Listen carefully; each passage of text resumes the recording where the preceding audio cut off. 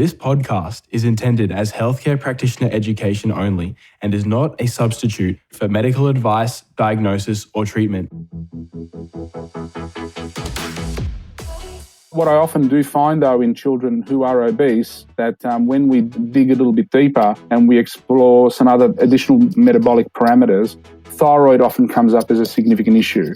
And hyperthyroidism in particular, in conjunction with very low iodine levels. I see a lot of the endocrine disrupting chemicals interfering with healthy insulin sensitivity, but also blocking androgens and mimicking estrogen. They tend to work by mimicking estrogen, the majority of them. And I see this a great deal in my young boys. Like, some people have never made omelettes or they've not considered that situation. So it's a complete relearning. It's changing from shaking cereal out of a box to cooking and preparing food, and that's massive.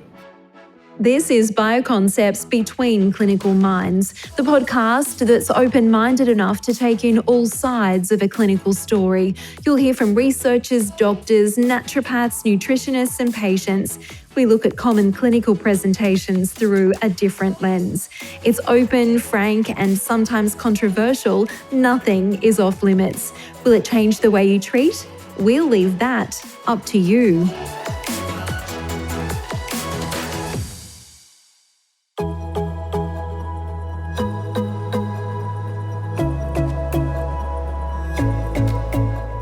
In Season 1 of Bioconcepts Between Clinical Minds, we look at children's health. We talk to experts in the field who will take you into their clinics and share their experience. We'll hear the inspirational stories of change from patients and their families along their healing journey. I'm Tony Chambers, and this is Bioconcepts Between Clinical Minds. In this final episode of Season 1 of Between Clinical Minds, we talk to Melbourne dietitian Rocco Di Vincenzo and naturopaths Amanda Howe and Tabitha McIntosh about their metabolic patient profiles. We explore causes and potential solutions.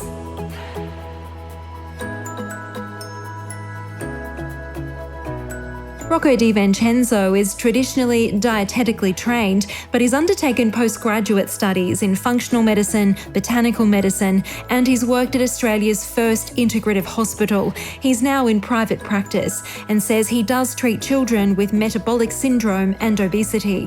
What I often do find, though, in children who are obese, that when we dig a little bit deeper and we explore some other additional metabolic parameters, thyroid often comes up as a significant issue. And hyperthyroidism in particular, in conjunction with very low iodine levels. And so I've sort of looked at this fairly closely, and I think iodine deficiency in Australia is a significant issue. And I think it's an area that is not adequately looked at, and from an identification point of view, and addressed. I mean, that's just one part of the jigsaw puzzle, but it can be a very significant part, particularly in conjunction with vitamin D. And with both of those, both iodine and vitamin D often being very low, what I find is that as I improve those levels, in conjunction with, the dietary and lifestyle strategies that are discussed, the results can be really quite outstanding, particularly if there's quite good compliance. And what do you put these very low iodine levels down to? My understanding was that in years gone by, dairy used to be a fairly significant source of iodine when they used to clean the vats with iodine solutions. But I think my understanding is that that's now been replaced with bromide. And being a halogen that competes with iodine, there's a potential argument to be mounted that, in fact, dairy may be contributing to an iodine deficiency because of that competition. So, iodine in itself, in terms of its availability in our food supply, is not that widespread. Unless you're eating a reasonable amount of fish, for instance, people that have sushi with the nori rolls and all that sort of stuff, it can be difficult to get enough iodine in. And so, and iodized salt, doesn't necessarily provide a huge amount of iodine. It can be appropriate, obviously, to include in the diet, but sometimes there's just a need to actually supplement with iodine, particularly because I find that people who eat foods that are particularly rich in goitrogen, so if people are eating a lot of for argument's sake, a lot of green smoothies, for example, which are often fairly rich in goitrogens, as well as a lot of non-fermented soy products, that really, and the consumption of those foods in someone with a low iodine level really obstructs the availability of iodine to the thyroid. And so over time, you could be just driving an iodine deficiency that can't be corrected. And I just feel, I suppose this is something that has just come from my experience. It's something that I just feel is not being addressed adequately at a clinic level. One of the investigations that I'll often request from GPs is to order a urinary iodine excretion level. And in those patients where I'm able to convince the GP to do them, invariably the iodine always comes back low. I mean, if I had to have put a proportion on it, I would say at least 90% of the patients that I see, not just children, but also adults, are below the World Health Organization recommendation for iodine levels, which is the 100 micrograms per litre. So now that's just, my experience. I haven't sort of looked at the things statistically in terms of where things are at in Australia, but my suspicion is that iodine is likely to be a problem. As well as iodine, we also have to make sure that the cofactors are there, so like zinc and selenium. And I mean, I'm not sure about you, but I personally find zinc levels to be low in almost everyone I see as well. Is that something that you notice? Absolutely right. I mean, it's interesting that most of the consultations that I would have, zinc will feature in some form or another. And particularly because of zinc's importance in optimizing stomach acid levels, a lot of the patients that I see with digestive disturbance are often hypochlorhydric. So you were saying right at the beginning that you find that when you supplement with the iodine and the vitamin D that you can get quite a big difference quite quickly. Can you talk to me about that? Absolutely. And I find that in conjunction with, the dietary recommendations, so, encouraging patients and children to follow a more whole foods type diet and organic where possible, where the amount of carbohydrate that's encouraged is carbohydrate that has quite a low glycemic index, with adequate protein and adequate alkalizing foods, particularly fruits, vegetables, etc., in conjunction with adequate physical activity. I mean, you can turn things around within weeks, not just from a weight loss point of view, but you also look at other parameters. So you look at the child's mood, for example, their energy levels, their sleeping pattern. Often their body temperature regulation will improve. They will not experience those fluctuations in terms of feeling hot and cold, which are often suggestive that your internal thermostat in terms of your thyroid is not really doing its job functionally as well as it should. There's no pathology, but there's a functional disturbance. And that is really, when I look at my practice and what the focus of my practice is, whilst I have to acknowledge pathology when it comes my way by way of referrals, I'm always looking at things from a functional disturbance perspective, because that's what seems to resonate most with the patients that I see. And if you undertake a problem-solving approach where your objective is to try to put the pieces of the jigsaw puzzle together for that patient and actually help them to conceptually understand what's going on, you will often have an outcome which is very favourable, because you really have the patient on board understanding why it is that they're not as well as they should be. Just getting back to the causation and some of your other views on why we might be finding ourselves in this situation where we've got 1 in 4 kids aged 2 to 17 who are now overweight in this country. We know these stats in the curriculum. There's, talk about healthy eating and, doing physical exercise. But where are we going wrong, do you think? The answer to that question is quite complex from the point of view that, we almost have to look back in history in terms of what has driven us to the point that we're at now. So if we look at this area historically, particularly, even going back to the 70s and 80s with, or even before that with the work of Ansel Keys and the 7-country study, where the hypothesis was that high fat was a major contributor to cardiovascular disease, etc., that the obsession of ultimately reducing fat intake ultimately contributed to, almost by default, an increase in carbohydrate intake. And so it then became a case where, by default, and I'm certainly not here to blame Ansel Keys because I think a lot of his work was really actually quite good, but the food industry became an obsession to producing products that were low in fat and by default fairly high in refined carbohydrates and sugars. And so if you look at historically what happened within the 70s and 80s and 90s, basically rates of obesity just exponentially increased. And I think there's much greater awareness now of the impact that excessive carbohydrate intake has, but we're still left, I think, with the legacy of that almost movement 2 to 3 decades ago. And that's been particularly difficult to shift, particularly because when you look at carbohydrate within the context of people's lives, I mean, what I see regularly is a almost natural gravitation of people towards carbohydrate because of the stress they're often under.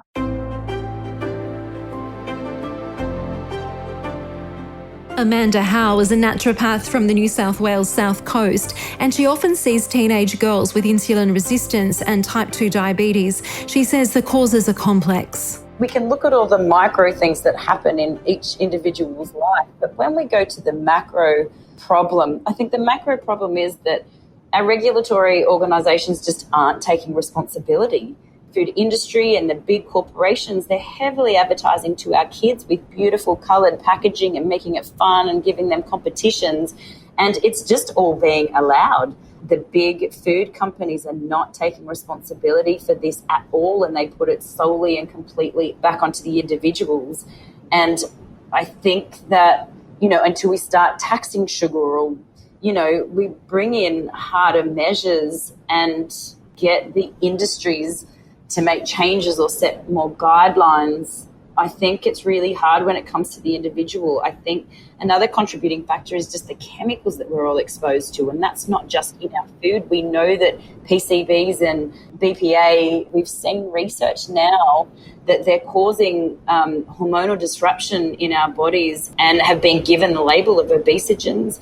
And then the other tricky thing is that our packaged foods are being laced with excessive additives that are also known as obesogens, and they are addictive. So then we have these cycles of packaged food that looks healthy, things like fruit twists, or even when it comes to certain yogurts or muesli bars, like if you look at the labels and you see these food additives there. So when it comes to things that are completely unaware to the average person, I think that those are contributing factors outside of the sedentary life and outside of food choices. I think it's really challenging because the difference between healthy food and what people consider healthy food is very different. And that packaged healthy food just doesn't give people the best opportunities. I completely agree. It's the education around what is a healthy food for kids and parents, but then it's about changing. And that change, even once they have the education, the change I find is really difficult, because even though they know what they should be eating, it's the taste that they get used to. It's the time that they think has to go into preparing and cooking healthy food versus the packeted foods. So there are quite a few obstacles there, aren't there? I mean, there are so many obstacles. Like when we talk about the time it takes to prepare food, I think that the biggest obstacle around that one is just the busy life that everybody leads. Like these days, most families have 2 working parents. You've got 2 working parents that are finishing work at 5 o'clock and getting home at 6 o'clock, and then picking their kids up from wherever or running their kids to activities, and then they're having to prepare food. Convenience has become everybody's favourite thing. It's like whatever we can put in the oven or quickly prepare and have on the dinner in half an hour. And these habits that our children see, they follow. Like if they're not seeing their parents in the kitchen, they're not being involved in that.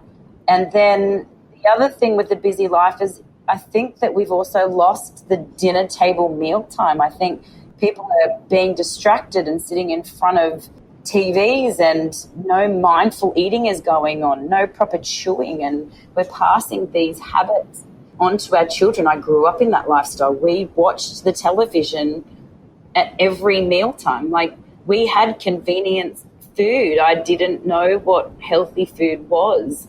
I didn't know how to prepare a carrot until I was in my teenage years. I thought they all just come out of a frozen bag. And I think that I've come so far in my journey since all of this changed. But so many families think that they're doing good because they don't know what health looks like. We are advertised that a breakfast cereal is healthy, and then the box tells us that it's full of B vitamins and nutrition and protein. And it's just, but everybody's doing the best they can. That convenience in the morning, parents are going to work, their kids are feeding themselves. The kids aren't going to make an omelette before school, but they're happy to pour some cereal and some milk in a bowl and consume that. So I just think that the lifestyle that we live contributes. And it's also really interesting when you say that even when the education happens, we're just in a society where we're used to a pill fixes our problems.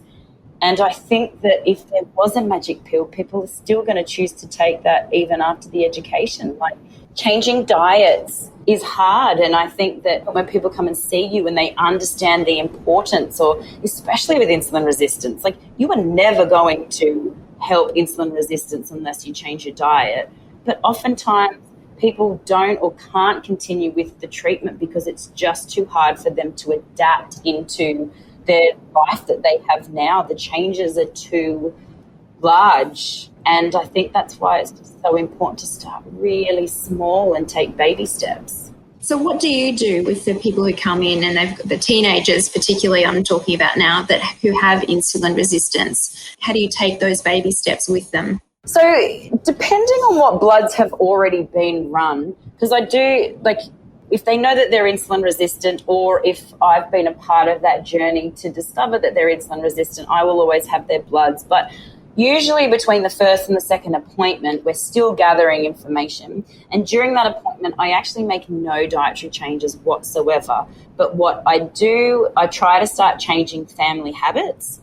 So within that first 3 to 4 weeks, I try to get them to, with me, we decide what days everybody's home, and we decide days that they're going to have family meals around the dining table with no television, no phones are allowed to be at the table.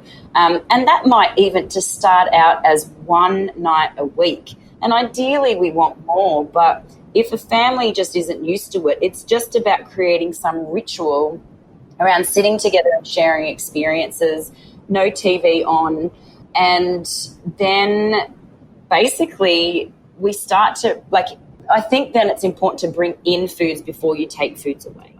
So I'd prefer to start with the macronutrients and really work on healthy fats and protein to obviously balance that blood sugar levels. But oftentimes I'm just trying to go, we need 5 servings of vegetables a day. Where can we fit these? So let's not change anything right now.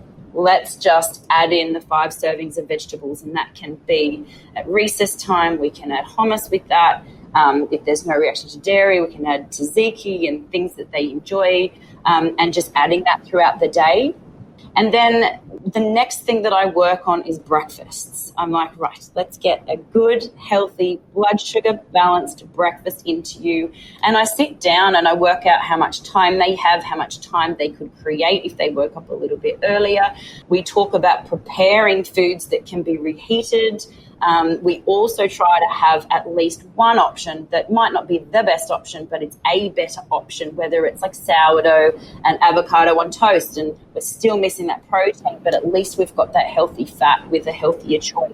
So I try to have a couple of options for breakfast that can be, if you have nothing prepared, what can you go to that's a healthier option, but trying to make a routine out of preparing certain foods that can be reheated to make that quick. After breakfast, I then like to teach people about the food additives and the numbers on the food ingredients, and starting to look at their ingredients. And I'll have ingredients lists in front of me from certain products. And even though plain chips, even though that's not a healthy option, it's a healthier option than the flavored chips because of the colors and the additives. So we talk about foods that they commonly have in their cupboard right now. I get them to bring in their packages. We go through those food additives and we try to find options that have less food additives to reduce that addiction, and then talk about healthier options. So look, I think that if you try to sit there and go, this is what you're doing now and this is what we need to do, it's too overwhelming and people just can't cope with that. And sometimes it's just about improvement, and sometimes improvement is better than the ideal scenario. And you get to a point with people that they have to choose, I mean, a specific example I have is I treated a woman with acne and we came off dairy and it was 80% better. And then the next discussion was gluten. She's like, the acne that I have left, I'm happy to keep because I don't want to give up gluten. So it becomes, like insulin resistance is really more difficult, but it is about a choice. It's like we've had this much improvement with what you're doing now. We could have more improvement, but it becomes that individual choice on how far they want to go for their own health. And then that might set the seed and they might get used to that, and then they come back and then they're ready for something else. But I find that overhauling and coming in with a hard, fast approach is just too challenging for most people. So when you're looking at percentages, obviously you've got herbs and nutrients at your disposal, you work with a homeopath, but what percentage would be working with their diet and their lifestyle, and the other percentage would be giving them the supplements and the nutrients to help? In terms of insulin resistance, you can't out-supplement a bad diet and insulin resistance. Like, essentially the food is driving that insulin resistance. It's what you're putting into your body 3 to sometimes 6 times a day if people are having smaller regular meals. So I definitely support both. People are never going to see long-term changes if they don't change their diet. And we then, as naturopaths, just then come in as the pill fixes all if we're coming in with supplements to improve insulin sensitivity or production. So I think that it has to be a two-way approach. I think that if people see results and they see improvement with little changes that they've made and with the supplements at the same time, I think that can give them motivation. Essentially, we don't want people to be on supplements long term. We want them to come in for a healing phase and to increase that insulin sensitivity so that insulin can function again and get that glucose into the cell. We certainly want to make sure that vitamin D is adequate so it helps the secretion of insulin happen in the first place. So those are really, really important parameters. But I guess I just tried to help people understand, and I draw the picture of the blood sugar curve and the spikes and the fast drops and what happens if you don't eat when your blood sugar is so low, and then you call on cortisol, and then it's cortisol's role to mobilize the proteins and then turn them into glucose. So the food and the way that they eat food and slowing down that blood sugar into the system, you can't get a supplement to do that. So supplements, maybe they can help reverse injury or reduce the amount of injury in severe diabetes or uncontrolled diabetes while people are getting a handle on it. But long term, it just needs to come back to what you put in your mouth. And I think that, unfortunately, it's the hardest thing because it's the hardest thing to change. And it depends where people are at with their stories, or along their health journey. Oftentimes people come already half educated and then they can make quicker steps because they've already done the education part. Sometimes you're educating from the very beginning about having a protein and fat, and sometimes people aren't even still aware that fats are healthy and they're eating diet and low-fat products. So it's so individual, but cannot fix insulin resistance without some focus on diet. Which are the kind of your top supplements as far as insulin resistance concerns, herbs, nutrients? I think that I always want to make sure that vitamin D is sufficient, and I want that information because the importance with insulin secretion. And magnesium and chromium are the first go-tos. I think that I would begin them initially straight up. They're not really, can't test for them very effectively, so it's not going to change any of the results in our blood tests. Inositol is now one of my new favorites for sensitivity and many other things, especially in terms of hormonally related PCOS. And I love trying to add things into the food and the diet, into smoothies. I think that cinnamon can be a really great addition. I think that now it's pretty trendy to have a turmeric latte given the right milk and not too much sugar. I really try to use things like that. I think that antioxidants through berries and grapes, not too many grapes on its own. There's all these rules, but pomegranate juice or powder, like I really love that as an antioxidant support. In terms of herbs, like gymnema, cinnamon, sometimes in a herb if we can't get it in the diet for some reason. But I think that I use the herbs last. I think that I work with the nutrition first. And herbs is like my favourite. Like I love how herbs grow from the earth. They behave like a food in our body. So I certainly don't avoid the herbs. I think that I just, and it depends on what stage someone is at with their condition. Sometimes with teenagers, they're not yet swallowing tablets. Teenagers sometimes are the hardest group of people to get the liquid herbs into. So I think that because I've had so many obstacles when it comes to teenagers regarding swallowing tablets and taking the liquids, I think that I have automatically moved to food and supplements because they're quite easier to take and more palatable.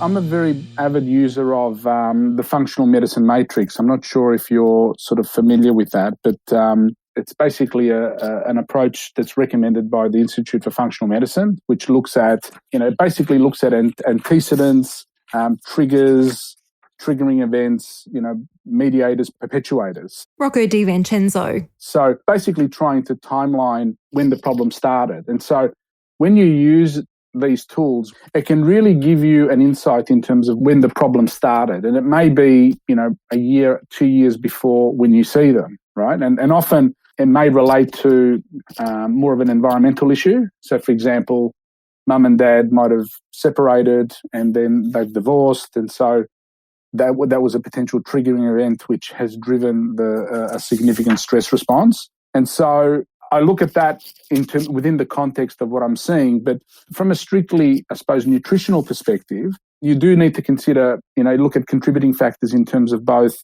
energy in, so you need to look at, portion size, how energy dense their diet is, explore whether there's any blood sugar imbalances, etc. If they have a particularly sedentary lifestyle, if there's a lot of screen viewing that's going on, etc. And so you then you give recommendations on both fronts in terms of how they can improve their situation. I really then look fairly closely at specific, potentially metabolic contributing factors. So, the potential for insulin resistance being present. Are there any signs of any chronic inflammation going on? Is there any gut toxicity happening? So look at, thoroughly evaluate their gut function in terms of bowel symptoms. I look very closely at their sleeping patterns. If there's any major sleep disturbance. We do understand that sleep deprivation is a major stressor that contributes to weight gain. And for example, there'll be some kids whose sleep will be significantly disturbed because they get significant night sweats at night, right? And so between, sort of 1 and 3 o'clock in the morning, they're waking up and then finding it difficult to then get to sleep. And that goes on for a significant period of time that sort of perpetuates their problem. Looking specifically at food sensitivities, do they have genuine food sensitivities, which I know a lot of children that can actually have what I would call almost transient food sensitivities, largely dependent on what is going on in their bodies, particularly from a digestive function point of view. I find a lot of children and adults for that matter don't really have genuine food sensitivities, but sensitivities that are indirectly driven by, for example, digestive dysfunction. And once you improve digestive function, often those sensitivities improve.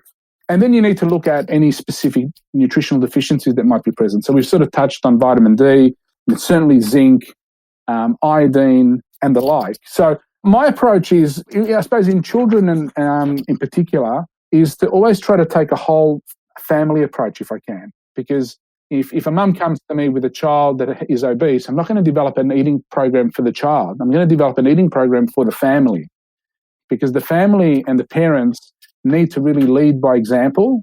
And generally speaking, what I'm going to be recommending for that child, if the family implement those strategies, it's going to benefit the whole family.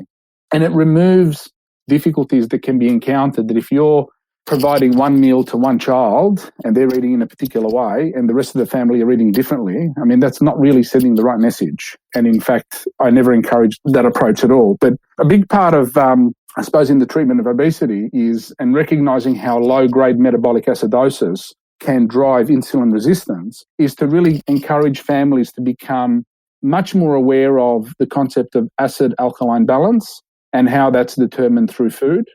And so, using diagrams to sort of educate them about how, in terms of like, so I suppose a pendulum, how we can balance things. So without labeling foods as good or bad, because I'm not into any of that, I'll often use the terms often foods and sometimes foods. So there are always going to be discretionary foods in a child's diet. It's going to be impossible to completely eradicate, those foods that we consider to be not great. But within the context of an overall plan, they can be allowed to remain, and in fact can actually help our ultimate endeavour of normalising weight and optimising overall health and well-being, because the reality is that you've got to live in this world. You can't live in a bubble. And so it's really then reinforcing the fact that, I will often talk about trade-offs, particularly more with men, but trade-offs in the sense that if you really feel like something that's sweet and more of a discretionary food, more over and above what ideally you should be having, well, then think about a way of trading that off with a little bit more physical activity. And, physical activity needs to become a mindset that needs to be really implemented on a regular basis, and it has to be part of your lifestyle. It can't be just a token inclusion once every couple of weeks. It has to really be, you need to look at it from the point of view of opportunities that present itself to optimize physical activity need to be taken. And we're talking not just about planned activity, but about incidental activity. So if a person or a family live close enough to a supermarket, then organize yourself in a way that you can walk to and from that supermarket rather than driving a kilometre or two. And that can be done. I mean, I think it's really just a mindset issue. And once people overcome that mindset issue and then see opportunities where physical activity can be incorporated and increased, they're actually more than happy they generally feel better in just doing more physical activity, because obviously the benefits of physical activity are well known. Sydney-based naturopath Tabitha McIntosh has a special interest in environmental medicine. She often finds endocrine-disrupting chemicals the cause of obesity in children. Things like the phthalates and the bisphenol A and some of those heavy metals again and flame retardants. Some of these exposures in utero have been linked to obesity in the offspring at ages 4 and even 8, but absolutely, I see a lot of the endocrine disrupting chemicals interfering with healthy insulin sensitivity, but also blocking androgens and mimicking estrogen. They tend to work by mimicking estrogen, the majority of them. And I see this a great deal in my young boys. And I think in particular to a client I saw just a couple of years ago who presented to me at 13, and he still very much had that sort of round, chubby-looking face, and he had a little bit of gynecomastia, and he had not hit puberty yet, and he was starting to get teased at school. I think he might have been in year 8, because a lot of the other boys were leaning up and looking more angular in their jaws and faces and things like that. And once I did my, I just had an hour with him, but I did my clinical lens and my questioning, I discovered that he was drinking out of plastic water bottles and heating virtually 3 meals up a day in the microwave in plastic Tupperware or takeaway containers. I also discovered on some basic testing that he was really low in iron. Iron stores were very low, and he had leukonychia all over his nails. So his zinc intake was also really poor. He's on a very sort of industrialised processed diet with sweet drinks and things like that. He wasn't exercising either because he was so fatigued. And I really had to challenge him because he wasn't interested in vegetables, but I asked him to do a project with me, and over a 6-week, he had seen an endocrinologist too, so I had all of these blood results in front of me, including his blood testosterone, which was out of the range low. And I discussed the mechanism of how these plastics and endocrine disrupting chemicals were interfering with his onset of puberty, and I asked him to get a still water bottle. His parents were able to do that for him, and we talked about heating up his food in China. or glass instead of plastic. And over a 6-week period of supplementing very gently with multi-strain probiotics, some iron in the morning and some zinc at night time, and making those dietary changes and changes to his choices, we retested his testosterone, and he came back in with a solid 2 kilos of weight loss from increasing vegetables and movement, and his testosterone had gone from out of range to still bottom quartile of the reference range, but leaps and bounds in his development, almost like these plastic chemicals that he was exposed to were hitting the pause button on his pending puberty. And once we removed them and stacked the odds in his corner with his nutrition that he could embark on that puberty, his body just took care of things. That's a fantastic illustration, isn't it, of what you were talking about earlier, the power of, and lifestyle and dietary change. Like we've got the supplementation there, obviously, to help us when we need it, but the power of changing diet and lifestyle is just immeasurable sometimes. And it's empowering Tony too. So he felt that he played a really active part in working towards the goal that he presented to me with, and it was empowering. And I discovered in working with him that he was very responsive to those leaps and gains, and I was able then to set a new goal for him. And I still work with him, and his new goal is to look and feel amazing for his Year 10 formal. And, every time he comes in, he's another couple of inches taller and he's looking fitter, and he's telling me about some new thing that he's tried in terms of vegetables and getting out on the dating scene. And this was a really compromised kid when I first met with him. He was exhausted. His self-esteem was extremely low, bordering on feeling like he was getting bullied at school or standing out from the rest. And he's really stepped into himself and feels far more empowered. And I think he's even discussed with me that he's doing work experience in an exercise physiology centre because it's really, it's been a tipping point in his life. And this is why we do the job that we do. To facilitate this type of thing is so rewarding, isn't it? It sure is. Just knowing that you've been you've had a small impact on someone's trajectory with their health and their education and empowerment. It's uplifting. This was the final episode of Season 1 of Between Clinical Minds. We've enjoyed talking to all of our experts and putting the season together for you. We hope you've enjoyed listening. Stay tuned for Season 2.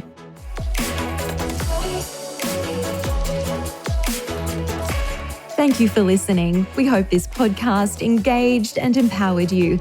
And thank you to all of our experts. You can read more information on each of them on our website, bioconceptsengage.com.au. If you enjoyed this episode of Between Clinical Minds, please refer a friend and share the love. To continue the conversation, you can contact us at bioconceptsengage.com.au, where community is more than a concept.